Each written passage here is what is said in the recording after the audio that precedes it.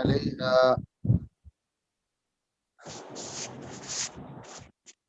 قل الله المشرق والمغرب يهدي من يشاء إلى صراط مستقيم سيقول اللہ رب العزت فرما رہے ہیں سيقول السفهاء من الناس سا اور سوفا اس کا معنی ہوتا ہے عن قریب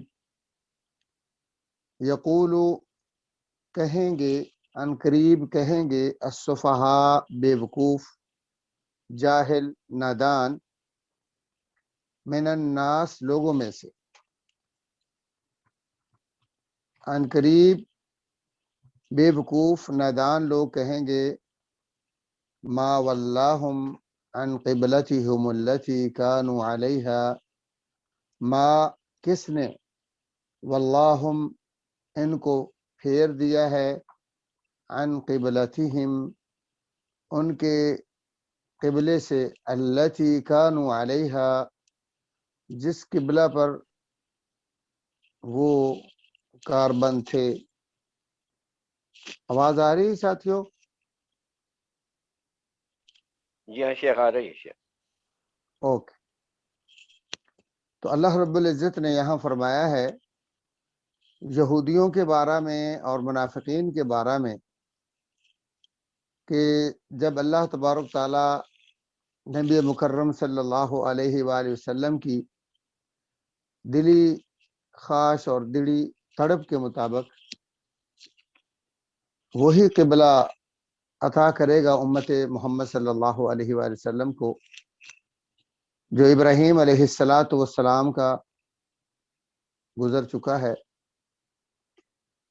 اور نبی مکرم صلی اللہ علیہ وآلہ وسلم کی جو دیرینہ خواہش ہے جس کے لیے آپ اللہ تعالیٰ سے بارہا دعائیں کرتے تڑپتے اور آسمانوں کی طرف چہرے اٹھا اٹھا کر اللہ سے ریکویسٹ کرتے رہے، تو اللہ تبارک تعالیٰ نے اس کے بارے میں آگاہ کرتے ہوئے فرمایا کہ جب یہ دعا قبول ہوگی اور امت محمد صلی اللہ علیہ وآلہ وسلم کو ان کے قبلے کی طرف پھیر دیا جائے گا تو جو بے وقوف لوگ ہیں، سفیہ کی جمع سفہاء ہے، سفیہ بے وقوف کو کہتے ہیں، نادان کو کہتے ہیں، تو بے وقوف لوگ یہ پروپیگنڈا کریں گے، یہ شور مچائیں گے کہ مسلمانوں کو کس چیز نے ان کے پہلے اور گزشتہ قبلہ سے پھیر دیا ہے اور منہ موڑنے پر، رخ تبدیل کرنے پر کس چیز نے مجبور کر دیا ہے. تو اس کو اللہ تعالیٰ بیان فرما رہے ہیں. اور یہاں سفہاء سے مراد، نادان لوگوں سے مراد عمومی طور پر تو یہی ہے کہ جو بھی حق کو نہیں سمجھ سکتا اور حق سے محروم ہوتا ہے، اس سے بڑھ کر کوئی بے وقوف نہیں ہو سکتا، اس سے بڑھ کر کوئی نادان نہیں ہو سکتا. اور اس کے شان نزول میں جن کو ذکر کیا گیا ہے وہ یہودی اور منافقین ہیں. یہاں پر سفہاء جس کو کہا گیا ہے وہ بے وقوف حقیقت میں یہودی اور منافقین ہیں کہ جنہوں نے یہ پروپیگنڈا کیا تھا مدینہ طیبہ کے اندر.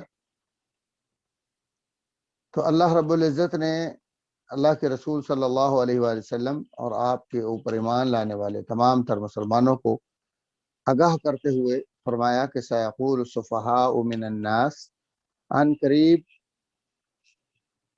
لوگوں میں سے وہ لوگ جو بے وقوف ہیں اور احمق ہیں اور نادان ہیں، وہ شور مچائیں گے اور وہ کہیں گے ما واللہم کس چیز نے پھیر دیا ہے ان کو، یعنی ان مسلمانوں کو، عن قبلتہم التی کانوا علیہا اس قبلے سے جس پر یہ اس سے پہلے کاربند تھے. اور اس سے پہلے یعنی خانہ کعبہ سے پہلے مسلمان بیت المقدس کی طرف منہ کر کے نماز پڑھتے تھے. تو اللہ رب العزت نے سمجھایا مسلمانوں کو کہ جب بھی یہ شور مچائیں یا کسی سے بات کریں یا پروپوگنڈا کریں قبلے کی تبدیل ہونے کے بعد، تو اے میرے محبوب صلی اللہ علیہ وآلہ وسلم، قل، آپ کہہ دیجئے، آپ فرمائیں، ان کو جواب دیں اس پراپوگنڈے کا، اس شور و غل کا، للہ المشرق والمغرب، مشرق یا مغرب، اسی طرح شمال اور جنوب، یہ مشرق اور مغرب دو سمتوں کا ذکر کرنے کا مطلب یہ ہے کہ مہم اور مین دو سمتیں ہیں. جب مشرق اللہ کا ہے، مغرب اللہ کا ہے، تو اس کا مطلب شمال جنوب بھی اللہ کا ہے، تو وہ اسی کے گھیراؤ میں آتا ہے. تو سمات یا جہات کوئی ویلیو نہیں رکھتی، ان کی کوئی اہمیت نہیں ہے. اصل تو اللہ تعالیٰ کے حکم کی پابندی اور اللہ کے حکم کی تعمیل ہے، اللہ کی اطاعت و فرما برداری ہے. تو جب مشرق اور مغرب اللہ کے ہیں، شمال اور جنوب اللہ کے ہیں، اوپر اور نیچے اللہ کی جہات ہیں ساری، تو پھر ان جہات کی کوئی ویلیو، کوئی اہمیت نہیں ہے. اہمیت اللہ تبارک تعالیٰ کے حکم کی تعمیل اور حکم کی پابندی کی ہے. لہذا یہدی، وہی ہدایت دیتا ہے، من یشا، جس کو وہ چاہتا ہے، الی صراط مستقیم، راہ راست کی طرف، سیدھے راستے کی طرف. وَكَذَلِكَ جَعَلْنَاكُمْ أُمَّةً وَسَطًا، تو اللہ رب العزت فرماتے ہیں کہ اسی طرح ہم نے تم کو، اے امت محمد صلی اللہ علیہ وآلہ وسلم، اے محمد کریم اور آپ کی امت، جعلناکم، ہم نے تم کو، اے آخری امت، ہم نے تم کو بنایا ہے امت وسط. وسط کے بہت سارے معانی بیان کیے گئے ہیں. ایک تو درمیانی امت، اور ایک اس کا کیا گیا ہے عادل امت. تو متوسط کا معنی ہوتا ہے افراط و تفریط کے مابین، کہ عمل کرنے میں امت محمد صلی اللہ علیہ وآلہ وسلم یا اطاعت و فرما برداری میں یہ متوسط ہے. نہ تو یہ مبالغہ آرائی سے کام لیتے ہیں، اور نہ ہی اللہ اور اللہ کے رسول کے احکام میں کسی قسم کی کمی سے دوچار ہوتے ہیں. تو اللہ تبارک و تعالیٰ فرماتے ہیں، اے امت محمد صلی اللہ علیہ وسلم، ہم نے تمہیں متوسط امت بنایا ہے، اور ایک بمعنی عادل کی ہے، انصاف کرنے والی امت. متوسط تو میں نے بتا دیا، اور عادل اس لیے کہ آگے فرمایا ہے لِتَكُونُوا شُهَدَاءَ عَلَى النَّاسِ، تاکہ تم لوگوں کے گواہ بن سکو کل قیامت کے دن، جب اللہ تبارک تعالیٰ گواہی مانگے گا پیغمبروں سے. تو پیغمبروں کی گواہی دینے کے لیے جن کو پیغمبر اور نبی انتخاب کریں گے، یا جن کا نام لیا جائے گا، جب اللہ تعالیٰ ان سے پوچھے گا کہ کیا تم نے میرا میسج اور میرا پیغام اپنی اپنی امتوں تک پہنچایا ہے، تو پیغمبر عرض کریں گے کہ جی رب، اے ہمارے خالق و مالک، ہم نے اب تیرا میسج، تیرا پیغام پہنچا دیا ہے. تو پھر ان سے پوچھا جائے گا کہ تمہارا گواہ کون ہے. تو تمام نبیوں کے گواہ جناب محمد الرسول اللہ صلی اللہ علیہ وآلہ وسلم ہوں گے، اور وہ گواہی دیں گے جو قرآن مجید میں گزشتہ امتوں کے بارے میں اور گزشتہ انبیاء کی جہود کے بارے میں اور ان کی محنتوں کے بارے میں اور تبلیغوں کے بارے میں جو اللہ تعالیٰ نے قرآن مجید میں ذکر کیا ہے. جیسے کہ اللہ تبارک تعالیٰ فرماتے ہیں،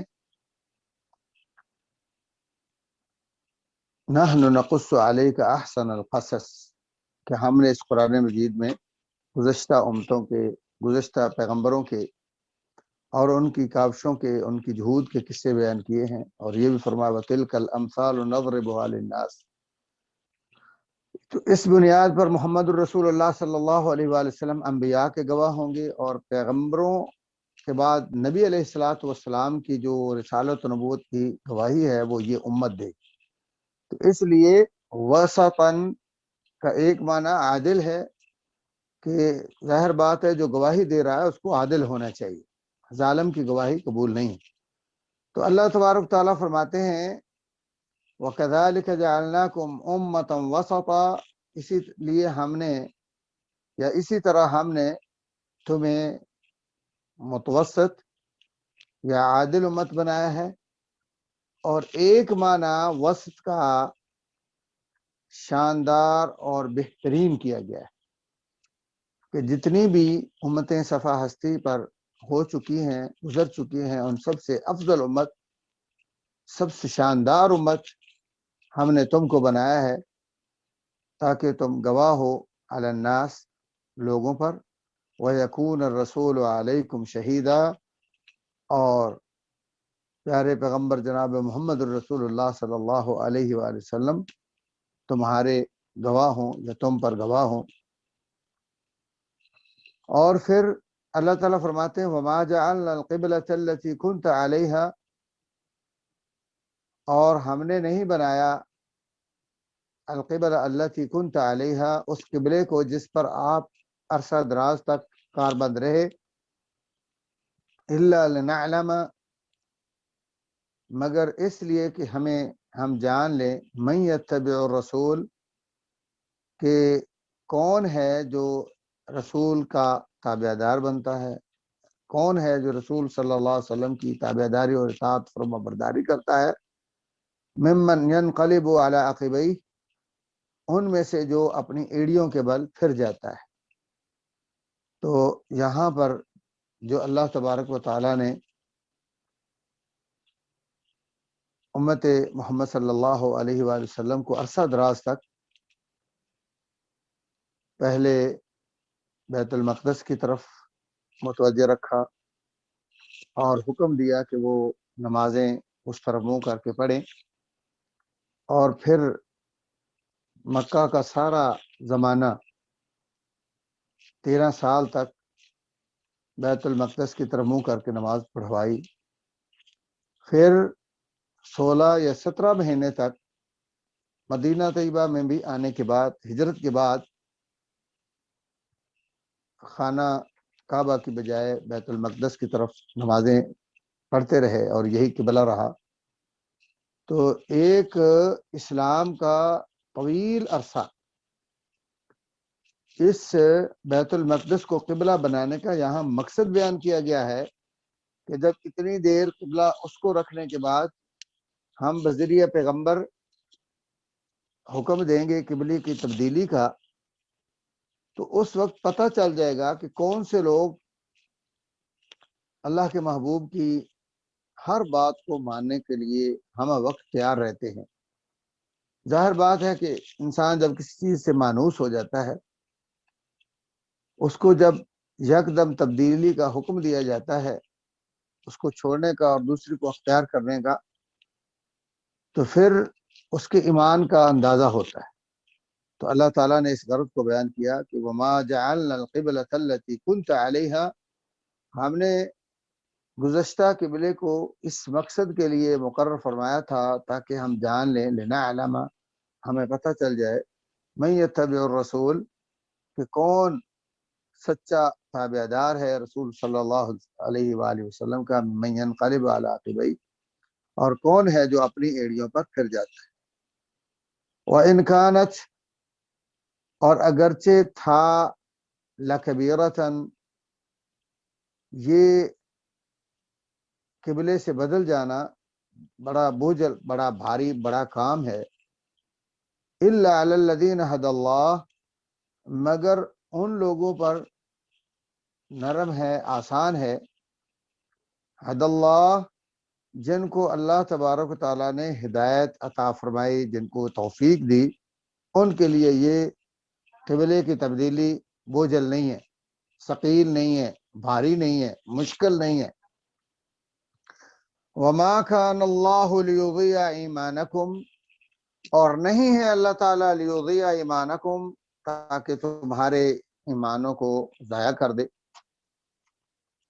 ان اللہ بالناس لرؤوف الرحیم.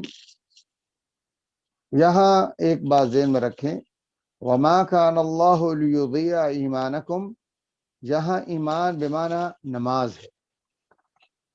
جب یہ قبلہ تبدیل ہوا تو بعض صحابہ کے دل میں یہ خدشہ اور خوف پیدا ہوا کہ جو ہمارے ساتھی مسلمان، جو ہمارے اقارب، ہمارے آباء و اجداد مکہ میں اور مدینہ کی 16 مہینوں تک بیت المقدس کی طرف منہ کر کے پڑھتے رہے، تو ان کی نمازوں کا کیا بنے گا؟ وہ تو ضائع ہو جائیں گی. تو اس کا مطلب یہ ہے کہ بیت اللہ جو ہے، خانہ کعبہ، جس کو اللہ تعالیٰ نے اختیار کیا ہے، جس کی طرف چہرہ پھیرنے کا حکم دیا گیا ہے، اس کا معنی یہ ہے کہ اصل تو یہ ہے قبلہ، اور گزشتہ قبلہ، پہلا قبلہ، اس کی حیثیت ختم ہو جانے کے بعد، یا امت محمد صلی اللہ علیہ وآلہ وسلم کے لیے غیر معتبر ہونے کی وجہ سے ان کی نمازیں جو ہے وہ ضائع ہو گئیں. تو اللہ رب العزت نے تسلی دیتے ہوئے فرمایا اور ان کا یہ شبہ دور کرتے ہوئے فرمایا کہ اللہ تبارک و تعالی تمہاری ان نمازوں کو ضائع نہیں فرمائے گا جو قبلہ کی تبدیلی سے پہلے بیت المقدس کی طرف ادا کی گئی ہیں، تمہاری ہوں یا تمہارے والدین کی اور تمہارے اقارب کی اور گزشتہ مسلمانوں کی ہیں.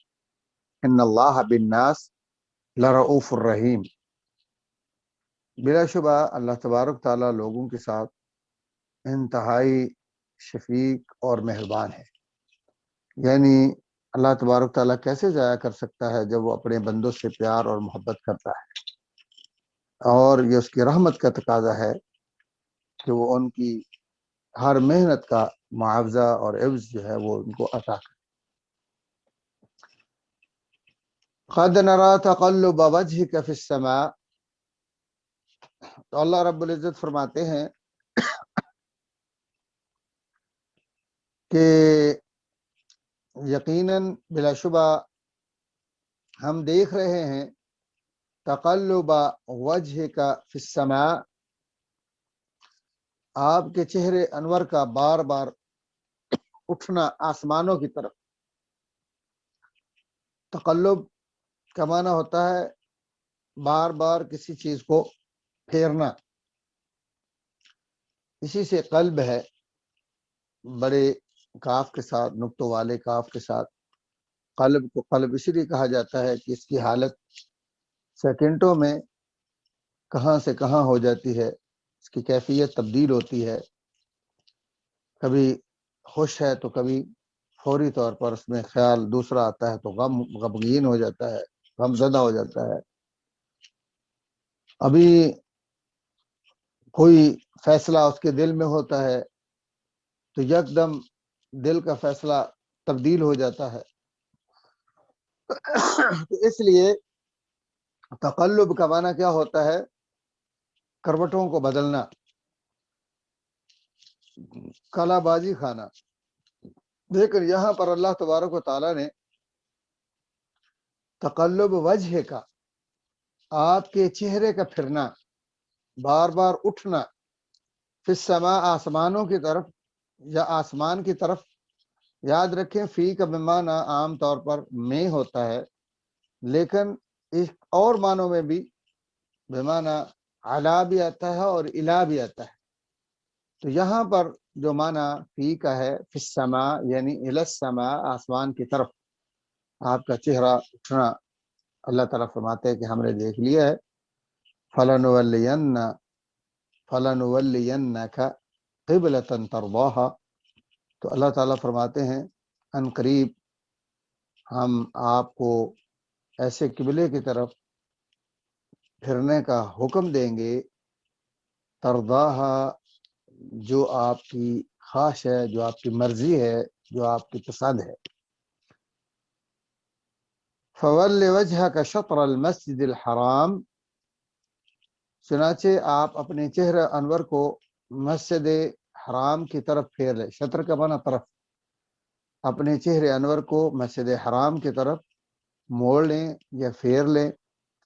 وحیث ما کنتم، اور جہاں کہیں بھی اس کے بعد تم ہو، فولوا وجوہکم شطرہ، اپنے چہروں کو اسی کی طرف یعنی مسجد حرام کی طرف پھیر لیا کریں.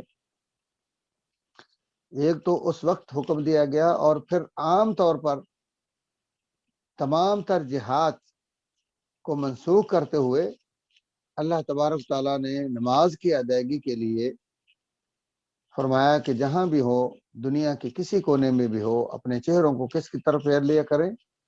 شطرہ، یعنی طرف اس کی، یعنی مسجد حرام کی طرف.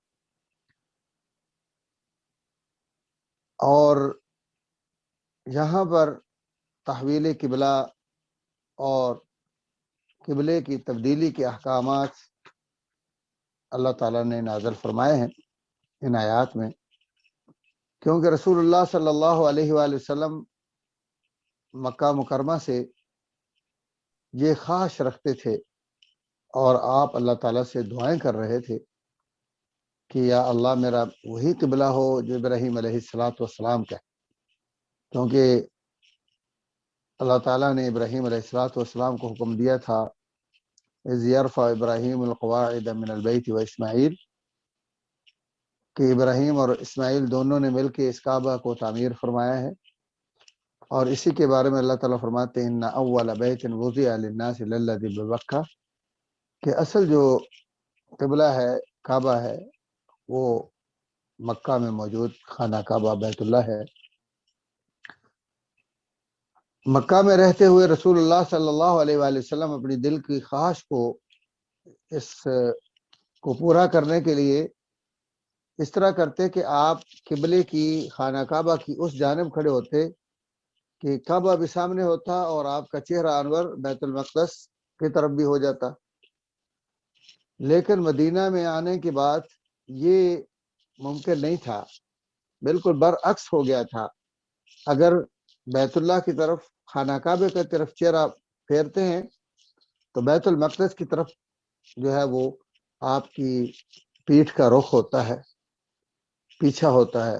اور اگر آپ چہرہ مسجد اقصی کی طرف یعنی بیت المقدس کی طرف کرتے ہیں تو آپ کا جو پچھلی جانب ہے وہ بیت اللہ کی طرف، بالکل برعکس سمتیں ہیں. تو لہذا جب مدینہ میں تشریف لائے ہجرت کے بعد، تو آپ نے بڑی پرزور اللہ سے درخواستیں اور دعائیں گڑ گڑا کے شروع کر دی. تو 16 یا 17 مہینے گزرنے کے بعد جب حکم نازل ہوا تو رسول اللہ صلی اللہ علیہ وآلہ وسلم اور صحابہ نے نماز جو پڑھی ہے اس حکم کے نازل ہونے کے بعد، وہ قبلہ رخ ہو کر یعنی خانہ کعبہ کی طرف نماز پڑھی ہے. اب یہاں جو اللہ تعالیٰ نے فرمایا وَإِنَّهَا لَكَبِيرَةٌ، کہ یہ منہ کا یکدم پھیر لینا اور قبلے کی تبدیلیوں کو قبول کر لینا یہ بڑا مشقت والا، بڑا مشکل کام ہے، لیکن ان لوگوں کے لیے مشکل نہیں ہے جن کو اللہ ہدایت دے. تو اس سلسلے میں مسلمان جو ہیں ان کے بارے میں اللہ تبارک تعالیٰ نے یہ گواہی دی ہے کہ مسلمان وہ لوگ ہیں جو ہدایت یافتہ ہیں، جو پیارے پیغمبر صلی اللہ علیہ وآلہ وسلم کی بات پر کٹ بھرنے والے ہیں. تو یہی وجہ ہے کہ صحابہ میں سے کسی صحابی نے نہ پروپوگنڈا کیا ہے اور نہ اس کے بارے میں کسی نے سوال کیا ہے، بلکہ رسول اللہ صلی اللہ علیہ وآلہ وسلم کے مجرد خالی بتا دینے سے انہوں نے آپ کی پیروی کی. بلکہ ایک تو یہ بھی واقعہ ہوا کہ آپ صلی اللہ علیہ وآلہ وسلم کے پیچھے ایک نماز پڑھنے والے صحابی جن کو پتہ چل جاتا ہے کہ قبلہ تبدیل ہو گیا، وہ کسی کام کے لیے بستی بنو سلمہ میں جاتے ہیں. تو وہاں مسجد تھی، مسجد بنو سلمہ، ایک بنو سلمہ قبیلہ ہے. تو وہ نماز کے لیے جب مسجد میں جاتے ہیں تو وہاں کے جو امام ہیں وہ جماعت کروائے ہوئے ہیں اور ان کا چہرہ جو ہے وہ بیت المقدس کی طرف، کیونکہ اس وقت ٹیلی فون وغیرہ یا اطلاع کے یہ ذرائع نہیں ہیں جو اب ہیں. تو اس وقت جو بھی اطلاع ملتی ہے کسی وفد کے جانے سے یا کسی قاصد کے جانے سے ملتی ہے، انہوں نے جا کر جب دیکھا کہ ابھی یہ پرانے قبلے کی طرف بیت المقدس کر منہ کر کے نماز پڑھ رہے ہیں، اور 2 رکعتیں نماز کی ہو چکی ہیں، نماز عصر کی، انہوں نے دوران نماز قبلے کی تحویل کے بارے میں، قبلے کی تبدیلی کے بارے میں بتا دیا، تو وہ اسی وقت اس گواہی پر، اس خبر پر اپنا رخ چینج کر لیتے ہیں، 2 رکعتیں بیت المقدس کی طرف اور باقی 2 رکعتیں جو ہیں اسی نماز کی بغیر توڑے، بغیر سلام پھیرے وہ بیت اللہ خانہ کعبہ کی طرف ادا کرتے ہیں۔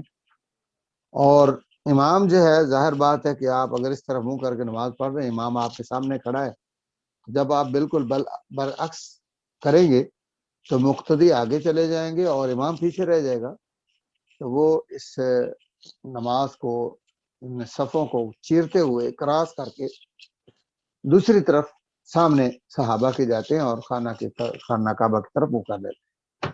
یہی مسجد جو بنی سلمہ کی تھی، اس کا نام اس وجہ سے اب قبلتین ہے، جو حجاج، زائرین اور معتمرین تشریف لاتے ہیں مدینہ طیبہ میں، عام طور پر وہ اس مسجد کی زیارت کے لیے تشریف لاتے ہیں۔ اور یہاں پر ایک اصلاح بھی کر دوں کہ بہت سارے بھائی یہ بات جانتے ہیں یا ان کے درمیان معروف اور مشہور ہے، قبلتین سے مراد یہ ہے کہ رسول اللہ صلی اللہ علیہ وآلہ وسلم یہاں نماز پڑھا رہے تھے اور یہ آیت نازل ہوئی اور آپ نے رخ چینج کر لیا۔ حالانکہ یہ بات درست نہیں ہے۔ درست بات یہی ہے کہ رسول اللہ صلی اللہ علیہ وآلہ وسلم نے وحی کے نازل ہونے کے بعد جو پہلی نماز پڑھی وہ پوری کی پوری خانہ کعبہ کی طرف پڑھی، اور نماز کے دوران وحی نازل نہیں ہوئی، وحی نازل ہوئی ہے نماز کے ادا کرنے سے پہلے، بعد میں آپ نے نماز ادا کی ہے۔ تو یہ جو خبر ملی ہے وہ نبی کو یہاں نہیں ملی، ایک عام صحابی کو، ایک عام امام کو خبر ملی ہے، جو اس وقت مسجد قبلتین کے امام تھے، جبکہ اس مسجد کا نام تب قبلتین نہیں تھا۔ اس حادثے کے بعد لگ بھگ 200-300 سال بعد یہ نام قبلتین اس کا مشہور ہوا ہے، تب مسلمان بھی اس مسجد کو قبلتین نہیں کہتے تھے، اور نہ ہی اس مسجد کی زیارت جو ہے وہ مشروع ہے۔ لوگ سمجھتے ہیں کہ وہاں جا کر نماز ادا کرنا زیادہ افضل ہے۔ تو بہرحال یہ بھی ذہن میں رکھیں کہ مسجد قبلتین عام مسجد ہے، اس کی اسلام میں دیگر مساجد کے مقابلے میں کوئی اہمیت یا کوئی زیادہ فضیلت نہیں ہے۔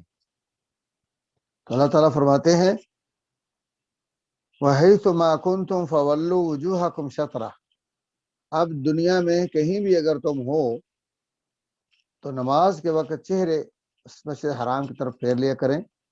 وَإِنَّ الَّذِينَ أُوتُوا الْكِتَابَ لَيَعْلَمُونَ أَنَّهُ الْحَقُّ مِنْ رَبِّهِمْ، وَإِنَّ اور بے شک الَّذِينَ وہ لوگ اوتوا الکتاب جن کو کتاب دی گئی ہے، اہل کتاب، لَيَعْلَمُونَ وہ ضرور جانتے ہیں، انہیں پتہ ہے، أَنَّهُ الْحَقُّ مِنْ رَبِّهِمْ کہ یہ تبدیلی قبلے کی یا قبلہ کی تحویل جو ہے یا تبدیلی یہ حق ہے، سچ ہے ان کے رب کی جانب سے۔ تو یہاں پر یہ سوال پیدا ہوتا ہے کہ ان کو کیسے پتا تھا؟ اس لیے کہ یہ جو تورات اور انجیل پہلے نازل ہوئی ہیں ان کے اندر یہ بات، یہ قصہ موجود ہے، اس کے بارے میں اشارات ملتے ہیں کہ آخری پیغمبر کا قبلہ جو ہے وہ خانہ کعبہ ہوگا۔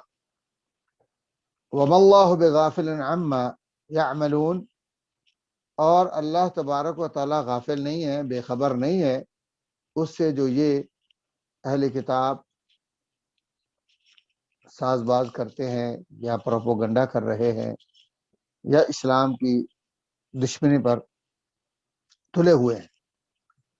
تو اللہ تعالیٰ فرماتے ہیں وَلَئِنْ أَتَيْتَ الَّذِينَ أُوتُوا الْكِتَابَ بِكُلِّ آیَةٍ، میرے محبوب پیغمبر صلی اللہ علیہ وآلہ وسلم، کیونکہ آپ بہت زیادہ ان کو قائل کرنے کی کوشش کر رہے ہیں، مختلف قسم کے دلائل پیش کر رہے ہیں، ان کے پراپیگنڈے کو ٹھنڈا کرنے کے لیے اور ان کو سمجھانے کے لیے کہ یہ جہنم میں نہ جائیں اور ان کی وجہ سے اور بھی کوئی شبہات کا شکار نہ ہو اور گمراہی کا شکار نہ ہو، تو آپ صلی اللہ علیہ وآلہ وسلم قبلے کے تبدیل ہونے کے بعد جب یہ بڑا زور اور شور سے پراپیگنڈا ہوتا ہے تو آپ اس فتنے کو ختم کرنے کے لیے قسم قسم کے دلائل پیش کر رہے ہیں۔ تو اللہ تبارک و تعالیٰ نے اپنے پیغمبر کو فرمایا وَلَئِنْ أَتَيْتَ، اگرچہ آپ اہل کتاب کے لیے بِكُلِّ آیَةٍ ہر قسم کے دلائل پیش کریں، جس سے کوئی ضدی سے ضدی آدمی بھی، انموڑ سے انموڑ آدمی بھی، منکر سے منکر آدمی بھی بات ماننے کو تیار ہو جاتا ہے، آپ اس قسم کے دلائل بھی ان کو اگر نشانیاں پیش کریں کہ میں اللہ کا پیغمبر ہوں اور اللہ تعالیٰ کا حکم آ گیا ہے اس قبلے کی تبدیلی پر، یہ سچ ہے، یہ میری طرف سے نہیں ہے، یہ اللہ تعالیٰ کی طرف سے ہے، ساری چیزیں بھی آپ بیان کر دیں، تو فرمایا ما تابعوا قبلتک، یہ آپ کے قبلے کی پیروی کرنے والے نہیں ہیں، کیونکہ قبلے کو تبدیل کر لینا کا مقصد یہ ہے کہ آخر الزمان پیغمبر صلی اللہ علیہ وآلہ وسلم کی رسالت و نبوت کو بھی مان لیں۔ جب انہوں نے حسد کی بنیاد پر، عناد کی بنیاد پر، ضد کی وجہ سے آپ صلی اللہ علیہ وآلہ وسلم کے آخر الزمان پیغمبر ہونے کو تسلیم نہیں کیا، تو اب ان کے قبلے کو بھی اسی وجہ سے نہیں مانیں گے۔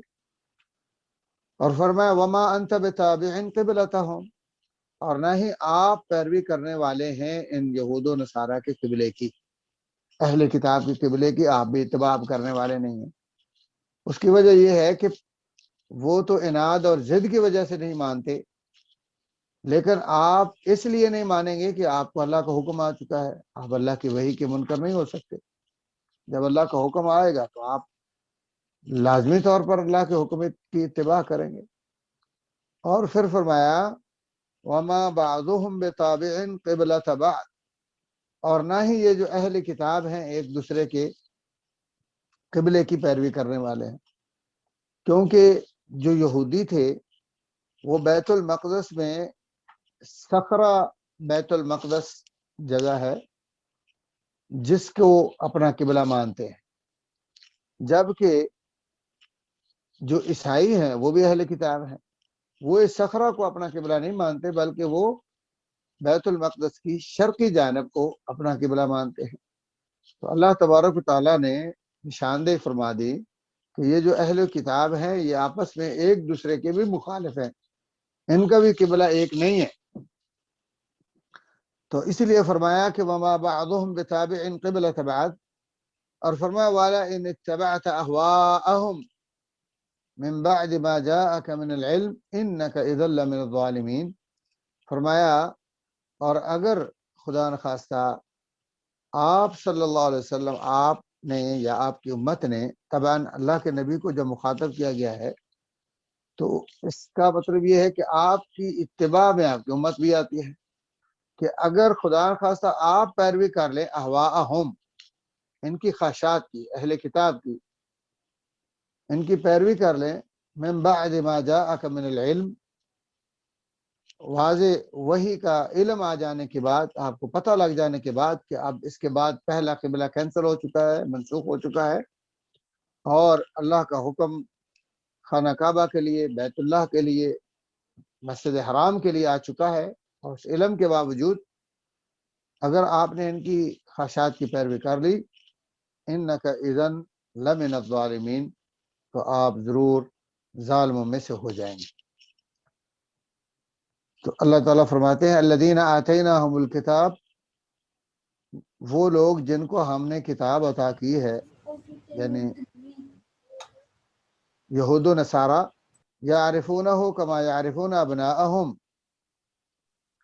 وہ اس قبلے کو اور پیارے پیغمبر صلی اللہ علیہ وآلہ وسلم کی رسالت و نبوت کو، حقانیت کو، یعرفونہ جانتے ہیں، کما یعرفون جیسا کہ وہ جانتے ہیں ابناءہم، یعنی ان کو حق کا، سچ کا، آخر الزمان پیغمبر کی سچائی کا اور اس قبلے کے نزول، اس قبلے کی تبدیلی کا یا خانہ کعبہ کے مسلمانوں اور آخری امت کے قبلے کے ہونے کا اسی طرح علم ہے جیسے کوئی اپنے بچے کو جانتا ہے۔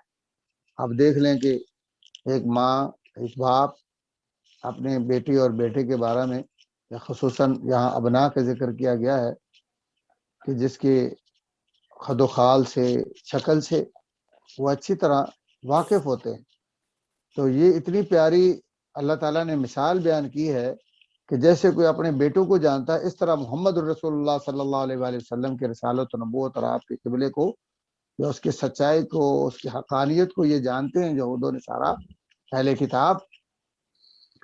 اب دیکھیں کہ بھینسوں کے اندر، گایوں کے اندر، حیوانات کے اندر بھی اگر آپ بھینس کے بچے کو چھوڑیں گے تو وہ اپنے بچے کے علاوہ کسی دوسری بھینس کے بچے کو، اپنے تھنوں کو، دودھ کو ٹچ نہیں کرنے دیتی، ٹانگ مار کے دور کر دیتی، وہ بھی پہچان لیتی بھلے کتنی وہاں بھینسیں ہوں۔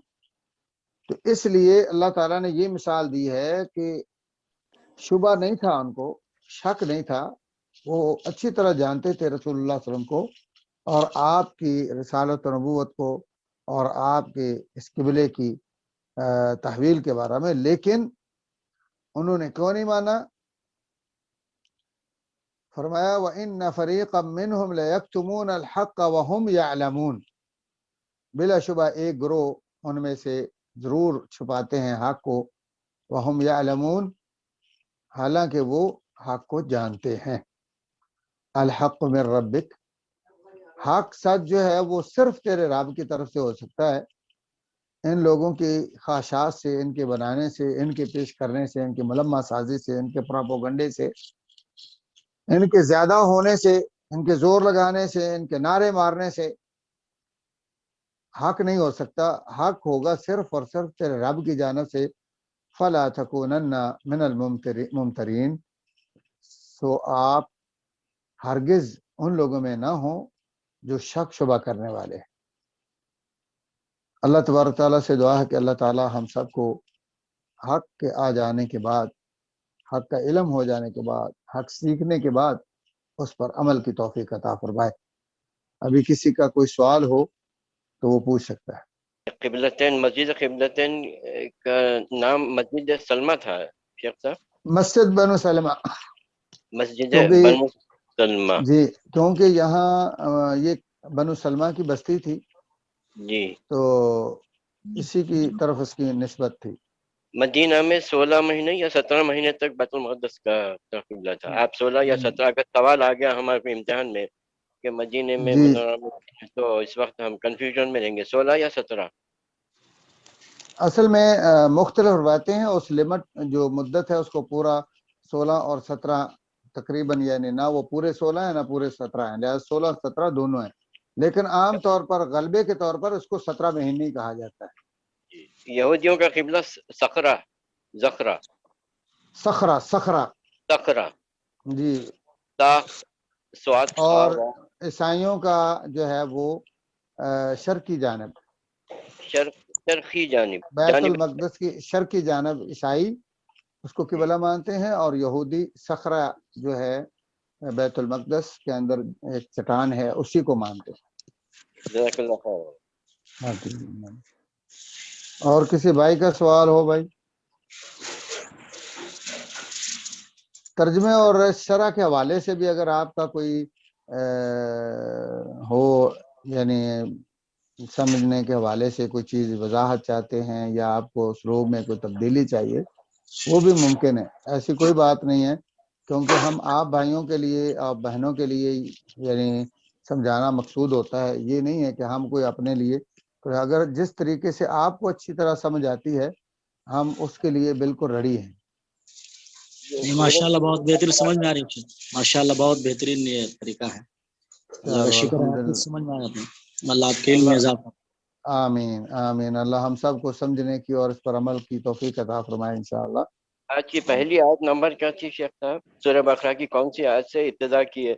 میں تمام چیزوں کو گزارش کرتا ہوں کہ شروع کرتے وقت یہ بتا دیں کہ آج ہم فلاں آیت سے شروع کر رہے ہیں آج کا درس، تو یہ ذرا رہنمائی ہو۔ دوسرا پارہ آج شروع ہوا ہے، پارہ نہیں اور 142 آیت نمبر جی بس وہی ہے جی 142. جی جی جی اور مشہور کو گزارش کرو آئندہ جو ہے وہ شروع ہوگا انشاءاللہ وَلِكُلٍّ وِجْهَةٌ هُوَ مُوَلِّيهَا فَاسْتَبِقُوا الْخَيْرَاتِ اس آیت سے انشاءاللہ. کل 134 تک ہوا تھا کل شاید. خیر ابھی آپ نوٹ فرما لیں کہ شیخ آئندہ آگے جو اگر درس پڑھا دے تو بہتر ہوگا، ابھی ٹائم ہے، ایک رکو ہو جائے گا. طیب السلام علیکم ورحمۃ اللہ وبرکاتہ. ٹھیک ہے. اللہ تبارک تعالیٰ فرماتے ہیں وَلِكُلٍّ ہر امت کے لیے وجہتن ایک سمت ہے، ایک جہت ہے، ہوا مولیہا وہ اس کی طرف منہ پھیرنے والے ہیں.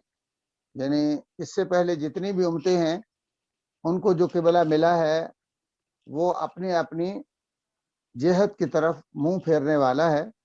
فاستبقوا الخیرات امت محمد صلی اللہ علیہ وآلہ وسلم کے فرمایا کہ تم جلدی کرو خیرات بھلائیوں کی طرف. اور بھلائی کی نشاندہی کیسے ہوگی؟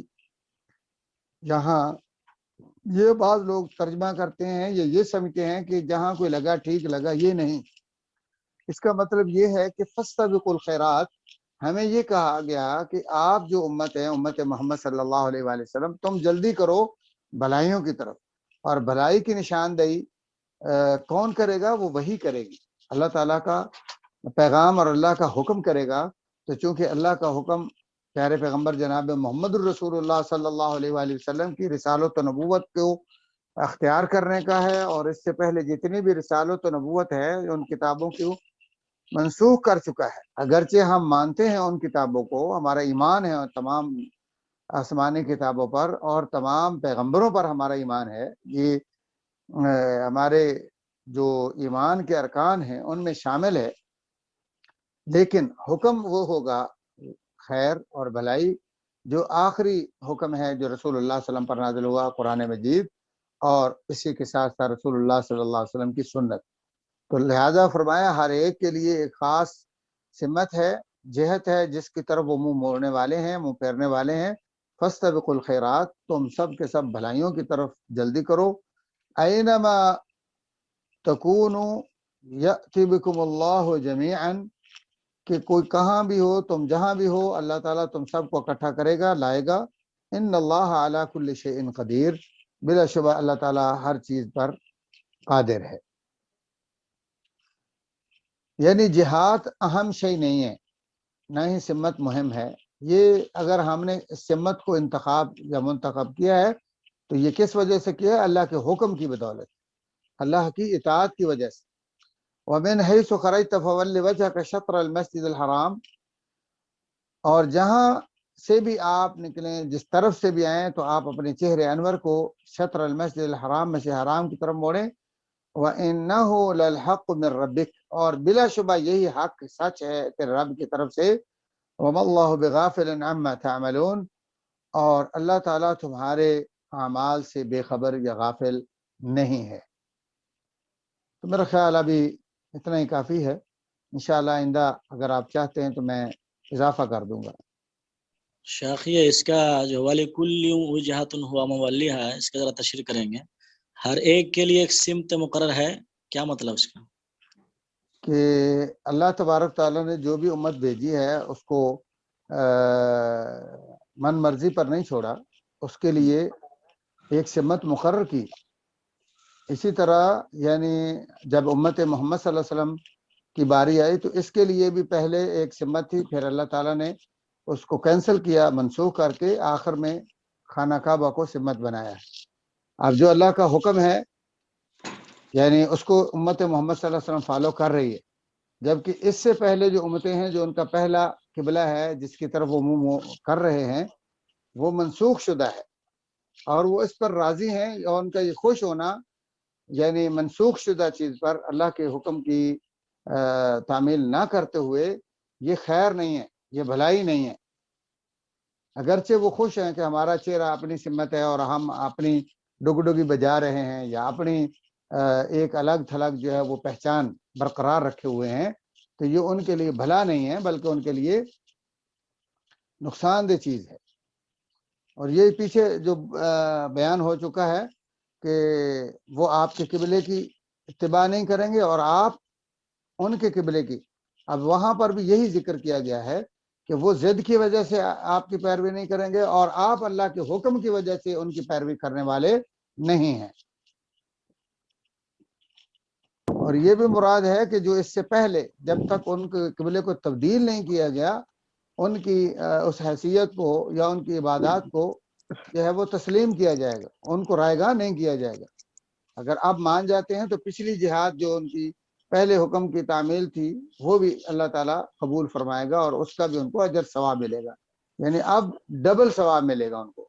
پہلا جب اسلام سے پہلے انہوں نے پیغمبروں اور کتابوں کو فالو کیا اس کا بھی ان کو ثواب ملے گا, اور اب جب اللہ تبارک تعالیٰ امت محمد صلی اللہ علیہ وآلہ وسلم کے ذریعے جو سمت دے رہے ہیں اب اگر اس کو تبدیل کرنے کے بعد قبول کرتے ہیں تو ان کو اس کا بھی ثواب, یعنی ہر ایک جہت کا ثواب. فاستبقوا الخیرات اس صورت میں ہے کہ آپ خیرات یعنی اللہ کے حکم کو مان لیں. جزاک اللہ شیخ. ایک یہاں پر ایک سوال ہے. السلام علیکم. جی جی مسجد قبلتین کے سلسلے میں. ہاں جی ہاں جی. اس میں بہت سارے لوگ جو ہے اکثر جہاں جاتے ہیں حج عمرہ کرنے تو اس کی زیارت کرتے ہیں, نماز پڑھتے ہیں. جی اور جی جی. دوسرا سوال یہ ہے کہ اس میں اللہ کے نبی صلی اللہ علیہ وسلم کے بارے میں آتا ہے, جیسے کہ میں نے سنا ہے کہ اہل علم بتاتے ہیں کہ وہاں پیارے نبی صلی اللہ علیہ وسلم نماز کی حالت میں ہی تبدیل کیے تھے قبلے کو. یہی تو میں نے غلطی کا ازالہ کیا ہے کہ رسول اللہ صلی اللہ علیہ وسلم کو جب اللہ تعالیٰ نے قبلے کے بارے میں خوشخبری سنائی ہے تو نماز کے دوران نہیں, آپ کو نماز سے پہلے ہی اللہ تعالیٰ نے وحی کے ذریعے بتا دیا اور آپ نے نماز شروع ہی خانہ کعبہ کی طرف کی ہے. اور اس میں دو جگہ پہ ایسا جو ہے آتا ہے روایات میں.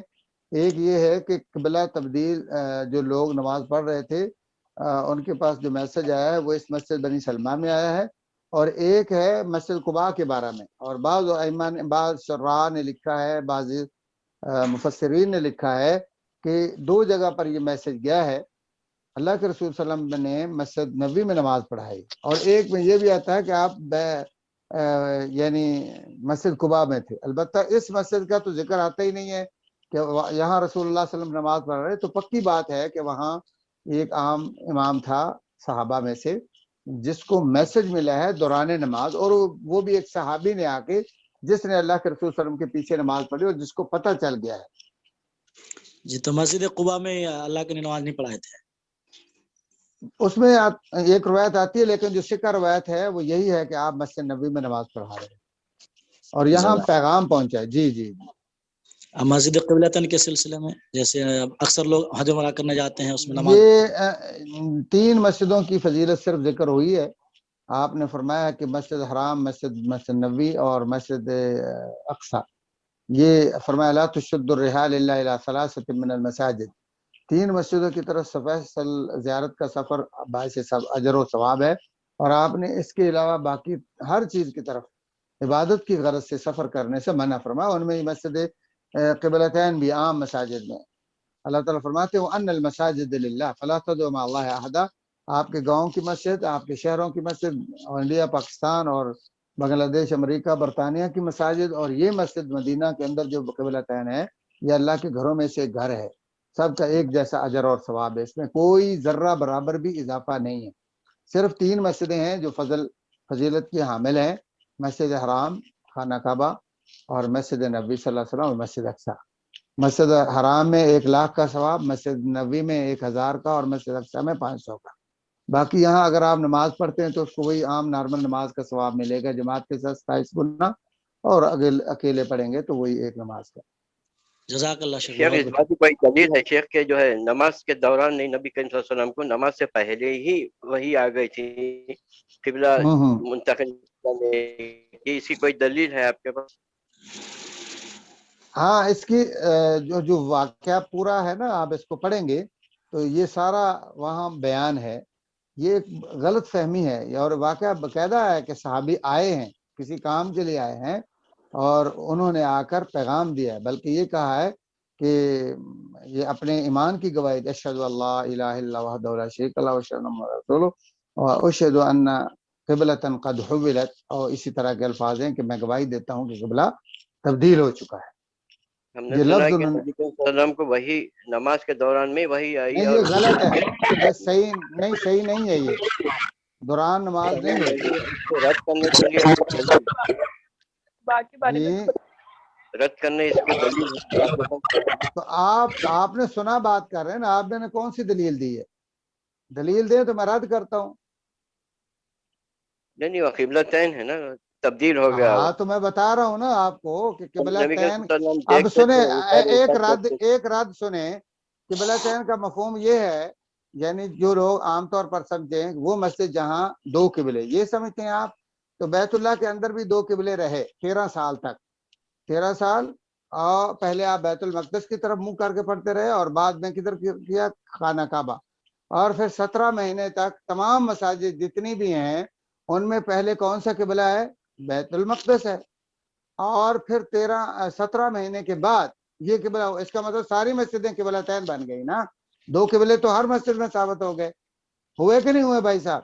جی ہو گئے، لیکن اچھا یہ سن لے بات، ابھی دوران اس کو نماز آئی تھی وہی۔ سن لے میرے بھائی، اس جی کو قبلہ اس لیے کہتے ہیں کہ ایک نماز دو قبلوں کی طرف، یہ امتیاز ہے اس مسجد کو کہ ایک نماز کی آدھی نماز جو ہے وہ بیت المقدس کی طرف اور آدھی نماز باقی جو ہے وہ بیت اللہ کی طرف، اس لیے، اور یہ 300 سال تک یہ نام نہیں تھا، یہ صحابہ نے نہیں رکھا، تابعین نے نہیں رکھا، 300 مسجد سال کو بعد۔ اہمیت نہیں دیں گے ہم، مسجد کو اب اہمیت سن، نہیں دے کے ہم وہی کو اہمیت دینا ہے کہ دوران نماز وہی آئی۔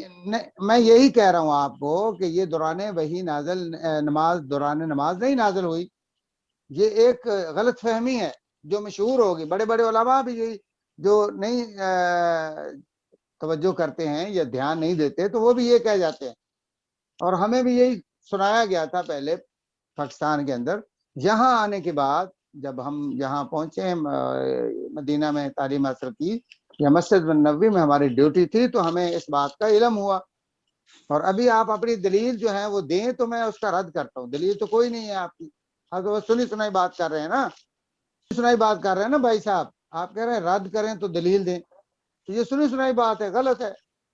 آپ بھی سنی سنائی بات کر رہے ہیں نا کہ نہیں نماز سے میں پہلے سنی آئی سنائی تھی بات وہی نہیں میں کر رہا ہوں، وہ کوئی سنی ثابت سنائی، نہیں کر رہے کہ نماز سے میں تو پہلے وہی آئی بھائی تھی۔ میں تو حدیث سنا رہا ہوں کہ ایک صحابی آئے اور وہ کسی کام کے لیے آئے، نماز کے لیے جب گئے تو انہوں نے جماعت ہوتے دیکھی، یہ حدیث ہے بھائی، جی ہاں سنی وہ سنائی حدیث بات نہیں ہے، جی ہاں وہ یہ حدیث ہے وہ۔ حدیث کا ترجمہ میں کر رہا ہوں نا، میں کوئی ایسے تھوڑا کر رہا ہوں آپ کو۔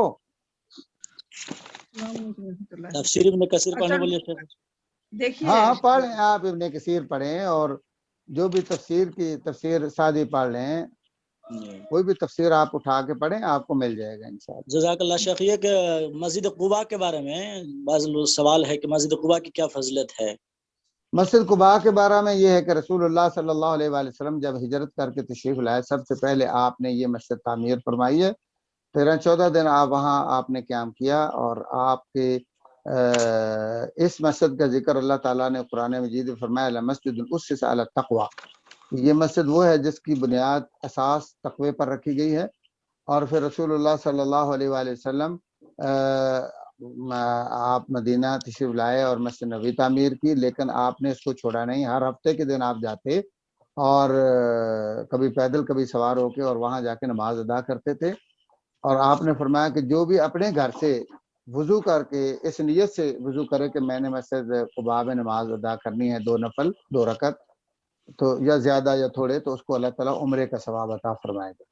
تو یہ اس کی اہمیت کے لیے یا اس کی فضیلت کے بڑی بات ہے کہ آپ اگر کتنی بار بھی اپنے گھر سے وضو کر کے جا کے نماز پڑھیں گے، بعض لوگ کہتے ہیں کہ صرف ایک بار، اس ایک بار کی کوئی دلیل نہیں ہے، ایک تو رسول اللہ صلی اللہ علیہ وسلم ہر ہفتے جاتے تھے، اور آپ نے مطلق فرمایا کہ جو بھی آدمی اس نیت سے جائے گا اور وہاں جا کے نماز پڑھتا ہے اللہ تبارک تعالیٰ اس کو عمرے کا، تو نماز کی اہمیت وہاں الگ سے نہیں ہے، نماز وہ عام مساجد کی طرح ہی ہے، یعنی جیسے 3 مسجدوں میں نمازوں کی بڑھوتری ہے وہ ایک الگ چیز ہے، وہ اس مسجد کو اہمیت حاصل نہیں، لیکن جو پہلی آپ 2 رکعت نماز پڑھیں گے یا تحیۃ المسجد پڑھ لیں اور اس نیت کے لیے آپ گھر سے وضو کر کے تشریف لائے ہیں تو آپ کو عمرے کا ثواب ملے گا۔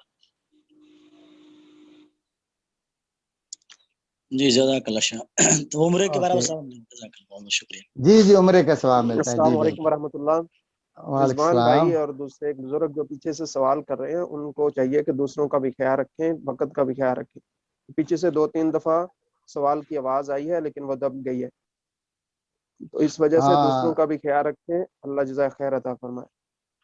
دوسروں کو بھی چاہیے نا اپنے مائک تکڑے رکھیں جو رضوان بھائی کی آواز پر غالب آ جائے.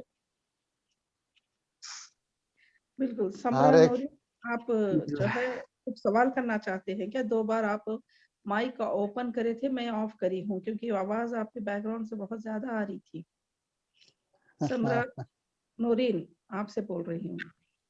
جی میں بول رہی تھی کہ جو آپ نے سر نے ابھی ذکر کیا ہے مسجد حرام، مسجد اقصی اور مسجد نبی کے بارے میں کہ ان کا جو سفر ہے وہ زیارت کا سفر باعث اجر ہے، تو مسجد قباء جیسے اس میں 2 رکعت میں نماز پڑھنے سے عمرے کا ثواب ملتا ہے، تو پھر کیا اس کا شمار اس مسجد کا ان مساجد کے ساتھ نہیں ہوگا؟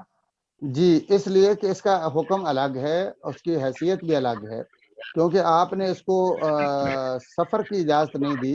یہ ان لوگوں کے لیے ہے جو یہاں مدینہ طیبہ کے اندر رہتے ہیں. یہ بیرون ملک کے لیے جو دوسرے شہروں سے، کیونکہ مدینہ کے اندر جب آپ سفر کرتے ہیں تو یہ شد الرحال نہیں ہوتا. شد الرحال ہے جب آپ بیرون ملک سے آتے ہیں، جیسے دور دراز کا سفر کر کے پاکستان سے تشریف لاتے ہیں، اللہ سب کو نصیب کرے. تو آپ بیت اللہ کی نیت سے اگر سفر کرتے ہیں یا مسجد نبوی کا مکہ سے سفر کر کے مدینہ میں آتے ہیں تو وہ آپ کا سفر عبادت کا سفر ہے. اگر آپ فرض کریں یہاں یعنی وہاں سے سفر کر کے آتے ہیں کہ میں نے مسجد قباء کی زیارت کے لیے جانا ہے، تو یہ اللہ کے نبی صلی اللہ علیہ وآلہ وسلم کی حدیث کی اور آپ کے حکم کی خلاف ورزی ہوگی. آپ وہاں سے وضو کر کے چلیں پاکستان سے کہ میں جا کے وہاں نماز پڑھوں گا، تو یہ نہیں. آپ آئیں گے مسجد نبی کی یعنی زیارت کی غرض سے، اس کے بعد آپ یہاں سے جائیں گے تو آپ کو عمرے کا بات سمجھ آ گئی نسرین بہن؟ لگتا ہے پھر ان کا جو ہے نا وہ مائک بند ہو گیا بیچارے. السلام علیکم رحمۃ اللہ وبرکاتہ. وعلیکم السلام ورحمۃ اللہ وبرکاتہ. مسجد نبوی پہنچنے سے پہلے یہ مسجد آتی نا، تو اس میں نماز پڑھ لینے سے پہلے کوئی گناہ ہوگا کیا؟ نہیں، ایسا کوئی مسئلہ نہیں ہے. گناہ کی بات میں نہیں کر رہا ہوں. آپ کو جتنی بھی مسجدیں ملتی ہیں راستے میں آپ اپنی نمازیں پڑھ سکتے ہیں. راستے اور بھی مسجدیں آتی ہیں، چاہیے. لیکن نیت کی بات کر رہا ہوں میں. انما الاعمال بالنیات، اللہ کے رسول صلی اللہ علیہ وسلم نے فرمایا ہے کہ تمام اعمال کا دور و مدار نیت پر ہے. اگر آپ وہاں سے سفر اس نیت سے کریں گے اپنے ملک سے، کیونکہ نیت تو وہاں سے ہوتی ہے کہ میں نے جانا ہے مسجد قباء کی زیارت سے، تو اللہ کے محبوب صلی اللہ علیہ وآلہ وسلم کی اس حدیث کی آپ نے جو ہے وہ آپ کے حکم ہے لا تشد الرحال، کہ آپ رختے سفر جو ہے وہ نہ باندھے الا الی ثلاثۃ من المساجد، 3 مسجدوں کے علاوہ، مسجد حرام، مسجد نبوی اور مسجد اقصی. اس کا علماء نے یہی کہا ہے کہ آپ وہاں سے سفر جو ہے اس کی نیت کریں گے مسجد نبوی کی زیارت کے لیے. ایون اگر آپ یہاں تک کہ علماء نے کہا، دیکھیں یہ بات ایک میں کڑوی کہنا چاہتا ہوں لیکن چونکہ حق ہے اور اس ضمن میں آ گئی ہے تو حق کہنا چاہیے. اللہ سے دعا ہے کہ جیسے یہ قبلہ والی بات ہے کہ اللہ تعالیٰ فرمایا وَإِنَّهَا لَكَبِيرَةٌ إِلَّا عَلَى الَّذِينَ هَدَى اللَّهُ، کہ جن کو اللہ ہدایت دیتا ہے ان کے لیے تو کڑوی باتیں کڑوی نہیں ہوتی، حق سمجھ آ جاتا ہے. لیکن جن کے دل میں کجروی ہوتی ہے، نفاق ہوتا ہے، وہ ان کو پھر پریشانی شروع ہو جاتی ہے اور ہضم نہیں ہوتی حق کی بات. یہی بات ہے کہ اگر کوئی بندہ وہاں سے کسی قبر کی زیارت کے لیے آتا ہے، ایون نبی علیہ الصلوۃ والسلام کی قبر مبارک کی زیارت کے لیے اپنے گھر سے سفر شروع کرتا ہے، مسجد نبی کی زیارت نہیں ہے، وہ بھی اللہ کے نبی صلی اللہ علیہ وسلم کے حکم کی خلاف ورزی کرے گا. کیونکہ ہمیں اللہ کے نبی صلی اللہ علیہ وسلم سے محبت ہے، اور محبت کی نشانی یہ ہے کہ آپ نے فرمایا کہ من اطاعنی فقد احبنی، جو میری بات مانے گا، میری اطاعت کرے گا، وہی میرے ساتھ پیار کرتا ہے. جو میری بات کی، میرے حکم کی خلاف ورزی کرے اور کہے کہ میں اللہ کے نبی سے محبت کرتا ہوں، وہ جھوٹ بولتا ہے، وہ غلط بیان نہیں کرتا. جی ماشاء اللہ، آپ نے اچھا کیا یہ بات بھی وضاحت کر دی. بہت سے لوگ مدینہ کو اسی نیت سے جاتے ہیں کہ ہم قبر رسول کی زیارت کریں گے. جی تو یہ ان کا یہ عمل اللہ کے نبی صلی اللہ علیہ وسلم کے حکم کی خلاف ورزی ہے اور اللہ کے نبی کی نافرمانی ہے. تو اللہ کے نبی کی نافرمانی تو اللہ برداشت نہیں کرے گا. جی جزاک اللہ خیر. اوکے، بارک اللہ فیکم. اللہ آپ سب کو خوش رکھے، اللہ تعالیٰ آپ کی جہود کو قبول کرے، اور ماشاءاللہ بہت اچھی کاوش ہے. اللہ تعالیٰ اس پر آپ کو سب کو سنانے والے اور جو یہ ارینجمنٹ کرنے والے ہیں، اللہ سب کو استقامت دے اور اللہ سب کو قبول فرمائے. آمین ثم آمین۔ آمین جزاک اللہ خیر فی الدنیا والآخرہ۔ آمین، مع السلام ورحمۃ اللہ وبرکاتہ۔ جتنے بھی طلبات ہیں وہ جو بھی سنے ہیں اس کو تحریر کر کے گروپ میں آپ لوگ شیئر کر دیجیے۔ جی جی، جتنے بھی بھائی سامعین ہیں یہ اپنے آپ بھی ثواب کو بڑھائیں، آگے آگے بھائیوں بہنوں کو بتائیں تاکہ زیادہ سے زیادہ لوگ آپ کے کہنے پر جو آئیں گے تو اس کا آپ کو انشاءاللہ اجر اور ثواب ملے گا، کیونکہ رسول اللہ صلی اللہ علیہ وآلہ وسلم نے فرمایا من دل علی خیر فلہ مثل اجر فاعلہ، جو کسی کو اچھے کام کی بھلائی کی دعوت دیتا ہے اور وہ اس کی دعوت پر اگر نیک کام کرتا ہے تو اس کو اتنا ہی ثواب ملتا ہے جتنا اس کے کہنے سننے والے کو نیک کام کرنے کا ثواب ملتا ہے۔ اور یہ بھی فرمایا لَإِن يَهْدِيَ اللَّهُ بِكَ رَجُلًا وَاحِدًا خَيْرٌ لَكَ مِنْ حُمْرِ النِّعَمِ، کہ جو آدمی کسی کی وجہ سے سیدھا ہو جاتا ہے، راہ راست پہ آ جاتا ہے، تو اس کے لیے عرب کے سرخ اونٹوں کے سرمایہ سے افضل سودا ہے۔ تو آخرت کا بزنس بھی کریں، بڑھائیں، نیکی میں حصہ لیں۔ جی شیخ جو جی شیخ جی جو ابھی جو بولے تھے، کوئی حوالہ مانگ رہے تھے بنو سلمہ کی جو حدیث واقعہ بیان کر رہے تھے، وہ ملحظ از صحیح بخاری ہے، حدیث نمبر 525 ہے، کیا ہے اس میں لکھا ہوا؟ لکھا ہے صحیح ہاں بخاری میں بتائیں۔ حضرت برا بن عازب سے روایت ہے، کچھ انصار بیت المقدس کی طرف منہ کر کے نماز عصر ادا کر رہے تھے، ہاں جی، انہیں تحویل یعنی قبلہ یہ یعنی میں نے کہا کہ جو دوسرے بھائی تھے نا دلیل مانگ رہے شاید تھے۔ وہ جی 70 جی سال کے ہمارے طالب علم تھے، 70 سال کے وہ، اور جی آپ جی کی وہ مطلب وہ نہیں، جو بھی کوئی حرج نہیں، کوئی حرج نہیں، بات کرنی چاہیے، میں خوش ہوتا ہوں اصل جب میں کوئی وہ پوچھتا ہے۔ آپ کی بات سنتے سنتے نکل بھی گئے، وہ مطلب ان کی شاید ظہر کی اذان ہو گئی شاید وہاں پہ، اس لیے شاید ہٹ جی گئے جی وہ۔ جی، نہیں نہیں، کوئی بات نہیں ہے، ان کو آپ بتا دیجئے، اگر وہ چاہتے تو میں بھی ان کو بتا دیتا، کیونکہ یہ پختہ بات الحمدللہ کوئی ایسی بات نہیں ہے، لیکن ان کا رائٹ ہے، ان کا حق ہے کہ وہ یعنی دلیل مانگ سکتے ہیں۔ برا ابن عازب کی ہے، بخاری شریف کی روایت، آپ اپنے ساتھیوں کو بتا دیں۔ جزاکم اللہ خیر بار، میں شکریہ۔ یہاں پہ ایک بات بتانا چاہتی ہوں سب کو طلبات کو، کہ جو چیز ہمیں پہلے سے معلوم ہوتی ہے وہ سنا سنی کی بات ہوتی ہے، دلیل کوئی نہیں ہوتی۔ جب جی آپ جی کے سامنے دلیل پیش کر دی جائے تو ایک مومن کی کیفیت یہ ہونی چاہیے کہ جب سمعنا وأطعنا، ہم نے سنی بے اور شک آپ کی فرما برداری کرنی۔ بے جزاک اللہ شک بے شک، صحیح سامنے بات۔ جب دلیل آ جائے تو آپ جو ہے دلیل کے اوپر کوئی آبجیکشن نہیں کرنا، کیونکہ آپ سنا سنی سے چل رہے تھے اب تک، اور آپ کے ہاں سامنے کوئی دلیل پیش کی گئی اور اس میں اگینسٹ آپ کے سنا سنی کی بات کے کوئی اگینسٹ میں آ کر بات ٹھہر گئی تو آپ دلیل کو ترجیح دیں گے۔ آپ اچھا، سنا دوسری سنی بات یہ ہے میری پیاری بہن، بات یہ ہے کہ اگر کوئی شخص سوال کرتا ہے تو یہ اچھی بات ہے، یعنی اس کا فائدہ یہ ہوتا ہے کہ حق نکھر کر سامنے آ جاتا ہے، تو پوچھنے دے، کوئی بات نہیں، پوچھنے کی حد تک تو یہ حکم ہے نا اللہ کا، فَاسْأَلُوا أَهْلَ الذِّكْرِ إِن كُنتُمْ لَا تَعْلَمُونَ، اگر پتہ نہیں ہے آپ پوچھیے، لیکن جب دلیل آ جائے تو واقعی جیسے بہن نے فرمایا ہے، پھر ادب کا تقاضا یہ ہے کتاب و سنت کا کہ اس کو دل و جان سے تسلیم کر لیا جائے۔ جزاک اللہ شیخ، نماز اوکے، اللہ حافظ، اللہ حافظ۔ جزاکم اللہ خیرن کثیرا شیخ، سبحانک اللہم و بحمدک، اللہ آپ کی اشہد اشہد ان ان لا لا الہ الہ الا انت الا انت استغفرک استغفرک و اتوب الیک۔ جزاک اللہ خیر فی الدنیا اوکے جی، والآخرہ۔ آمین آمین، مع السلام ورحمۃ اللہ۔